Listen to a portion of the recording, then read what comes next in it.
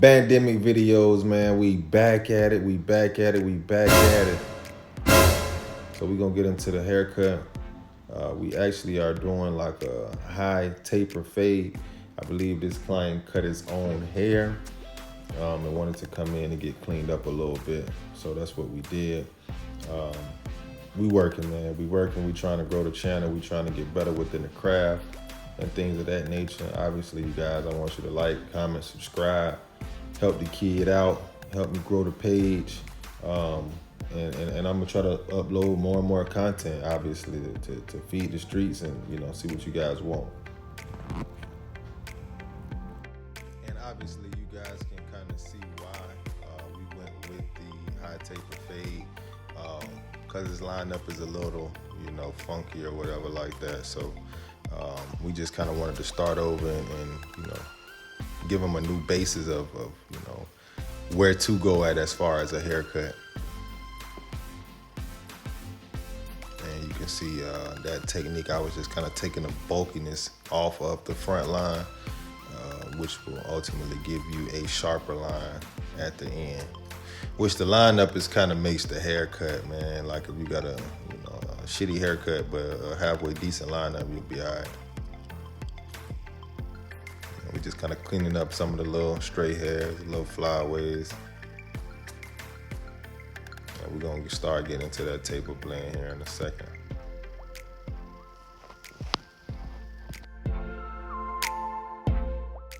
Getting into the high taper fade, we're gonna start with that ball line. We're gonna open it up a smidget with the one guard or your half guard, however you want to do it. You can kind of cut out time that way.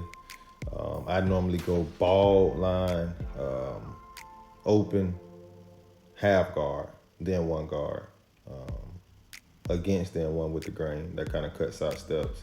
And as you can see, that taper is in there.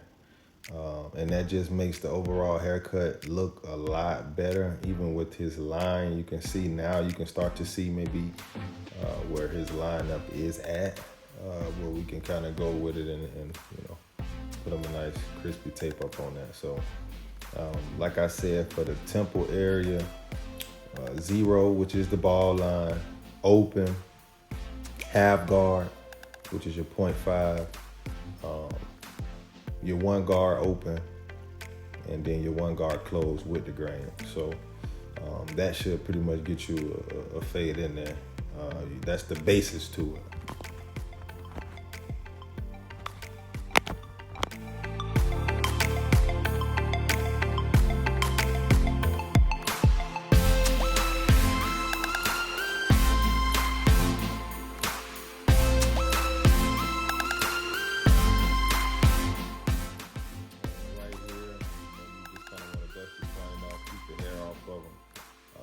Me personally, I'm a stickler for that. Like shit, when I was, used to get my hair cut and things like that before I started cutting my own hair, I hated, for barber to have hair just dripping all in my face. Obviously, I know you got to do your job, but after, at least make a concerted effort to at least get the hair off of me. So I'm big with that. I think it's just a part of my barber hygiene.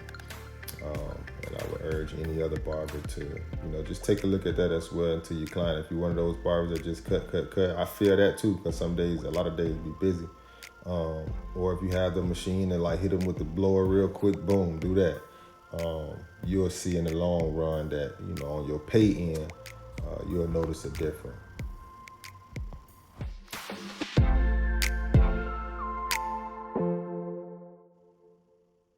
Right here, we just prepping the lineup, getting everything ready, hit them with a little holding spray. Obviously, keep the hairs in place. We're going to come back with the Negro Natural Hair Fiber. Give him a light fill-in. His hair was pretty dark, so he didn't need too much of that.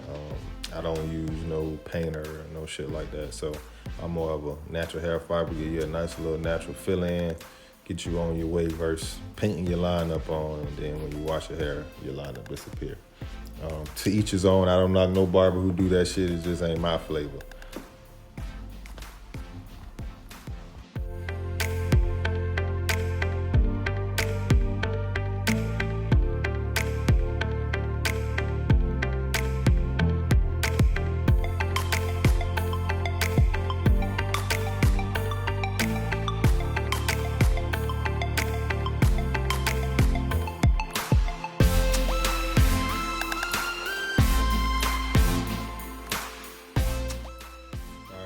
getting into the front lineup, always tilt your client head up. You want to make sure that you're looking directly at them so you can give them the most symmetrical line that you can, preferably standing in front of them.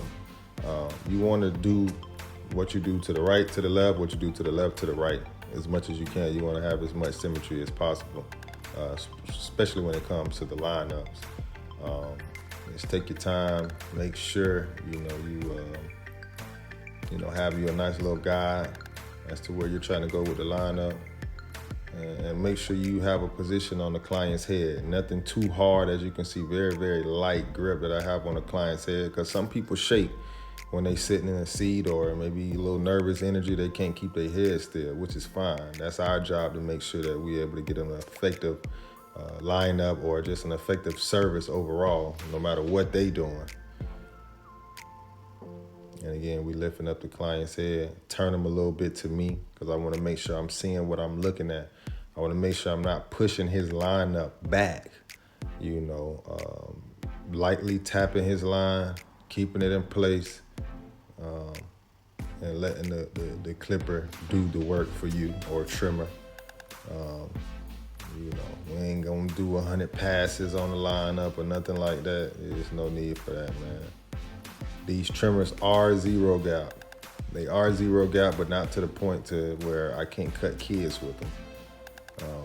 They definitely cut kids. And as you can see, man, it's tap and go. I don't tap and pull away.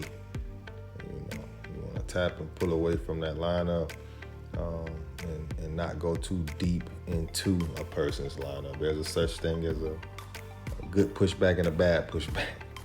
So just make sure that we're doing the good pushback if the client requests that. Me personally, I always stay natural. But again, I want to thank you guys. I want you all to like, comment. The biggest thing is subscribe, share. Give me your criticisms. I don't care about that shit, but if you got them, give them to me. Thank you if you tuned in to watch this video. And again, like I say, I'm trying to come with nothing but more pressure, better vibes, better haircuts, obviously. So again, man, you guys finish up with the video, and I thank you again.